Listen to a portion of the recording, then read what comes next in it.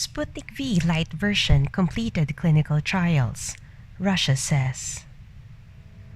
The light version of the Sputnik V COVID-19 vaccine by Gamaleya Institute may be closer to a rollout.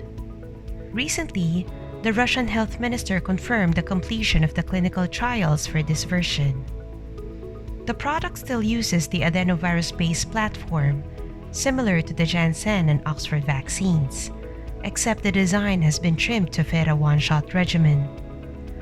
According to Reuters, the trial was announced back in January. Researchers behind Sputnik V wanted to study the light version to offer a solution for high infection rates. The vaccine would be tested on 150 people in Moscow and St. Petersburg to determine safety and efficacy. Although the new version might become available, the Russian government clarified that the original Sputnik V would remain as the main version. Sputnik V Lite isn't the only COVID-19 vaccine applying adenovirus vector technology and a one-shot regimen. The Janssen vaccine by Johnson & Johnson is a one-shot adenovirus vector vaccine that received emergency use authorization from the US FDA. So, it should not be a surprise for Gamaleya to create a slimmed-down version. But why produce such a version? The light version may be deployed to quickly control surges of COVID-19 cases.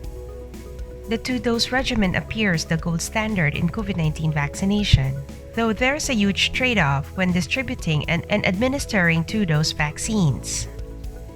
First, logistics must handle twice the number of doses in two-dose vaccines, compared to one-dose vaccines during full-force vaccination campaigns.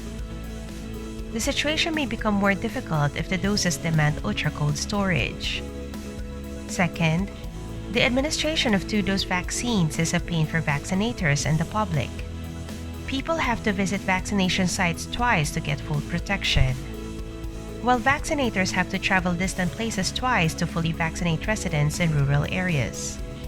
If vaccinators fail to do it, rural areas may become the sites of new COVID-19 spikes. And third, vaccinators cannot administer 2 doses of a vaccine within days. An interval of several weeks exists between the first and second doses. That is a long time for areas where infection rates are through the roof.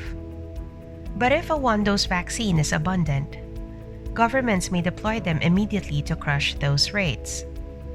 Thus, light versions may be key during outbreaks while full versions serve as steady controllers. Meanwhile, Dr. Anthony Fauci said that Sputnik V is pretty good. Bloomberg reported that NIAID chief medical advisor has looked into some data on the vaccine and believes it's effective.